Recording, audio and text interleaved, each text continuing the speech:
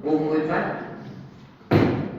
доктор Вики Гаспар, магистар Теа Петрушева и Весна Филиповска ќе ни дадат теоретско објаснување и видеоприказ на апликациите за виртуелна реалност наменати за деца со аутистичен спектар на нарушување. Јас ве поканувам, повелете и може да почнеме. Благодарам. Здраво, Ана. Се надевам дека се одморите малку на паузата и дека може да продолжиме само едно друштвото не функционира. Ето технологија баш сашена. А нема да ескепнеме. Дел, но што ние го викаме интересен дел, затоа што на кратко ќе ви бидат презентирани вежбите, како изгледаат. Значи, ние тоа ќе го направиме преку едни демо варијанти, чисто да видите што содржат вежбите, а откако сите вежби ќе ги презентираме, односно ќе видите за што станува збор, потоа вие ќе ги земете од очилата сите оние кои што сакаат, чисто да ги пробате и да видите како се чувствуваат децата, односно дали имате можеби вие некој нов ефект, дали ви се допаѓа, дали ви има мотивација и би сакале баш да го споделите тоа со нас. Она што го каже професорот и како езици, само кратко повед нема да должам, за сите езици дека може да има и нуспојави, многу е тешко да откриете кај дете кое што е невербално дали нешто му одговара како метод или не. Така што тоа ни беше нас најголем предизвик. Например, јас имам ужасни главоботи, многу ми се врти во глава кога ги користам, тие ефики немаат гајна, но помлади се веројатно. Така што кога ќе многу е важно да се напомене дека кога се користат VR-очилата, секогаш многу внимателно да се следи реакцијата на самите деца. Да видите дали всушност тие ги прифаќаат, сакаат да ги стават, дали можеби веднаш ги тргаат или губат рамнотежа, затоа што кај нас е лесно. Јас ќе кажам, тоа многу ми се сврте во глава, но ќе ми ги извади, јас ќе се стигнам и тоа е тоа. Меѓутоа кај деца кои што ви се невербални, кои што се ниско функционални, навистина е тешко да откриете кои се неговите доживувања, затоа сакаме да споделите и вие, да ни кажете дали вие можеби имате некакви позитивни или пак негативни појави.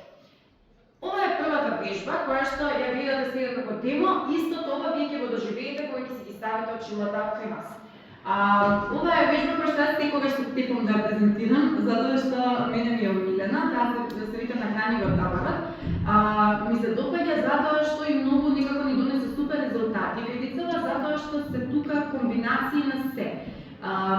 Математика, значи претежно ќе видите долу има едно кошаковско поле кое што е обележано со броеви.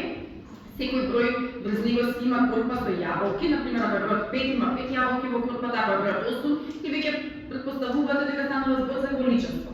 Она што е добро во оваа вежба е тоа што може да се ги подеси наставникот или некој што ќе работи, асистентот или едукаторот, да си подеси според ИО-от или модифицираната програма на детето. Значи може да ги има броевите до 10, до 20, до 30, до 50, до колку сакате.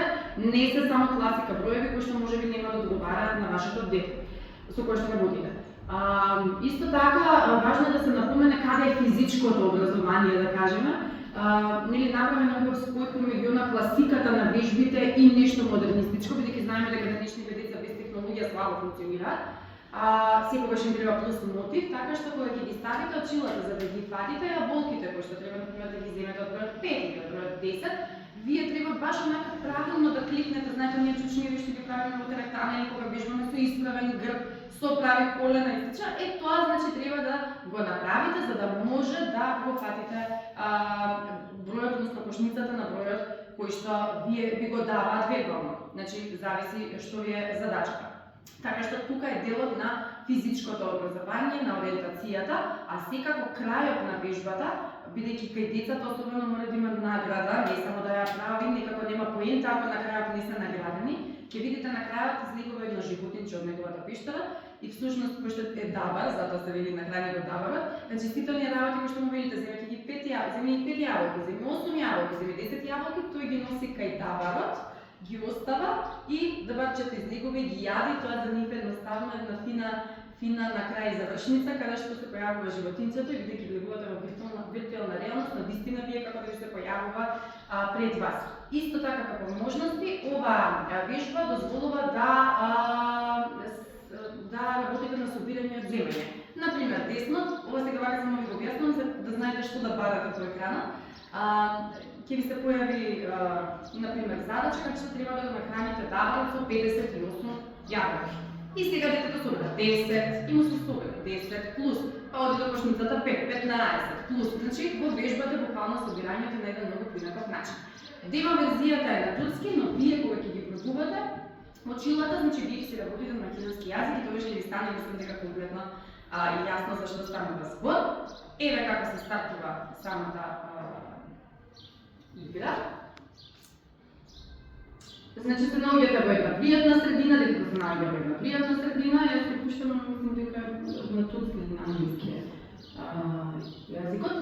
Долу ги гледате, значи тука се сега рандом изброени бројки, десно ми се подесувањата, тука се додадени веќе ова е првата демо верзија, се додадени покрај англиски и турски, се додадени македонски јазик, се подесувате со кој број ви сакате да работите. Значи ова го правите вие, не оставате на детето, како не вие некој аспер гение, па да нели сам може да ги средува сите овие работи, се подесувате јазик, доколку детето е невербално, вие му читате што е неговата задача, доколку е вербално, доколку е писмената, значи тоа само се чити, го терате, да го текнувате, прочите која е твојата задача денес.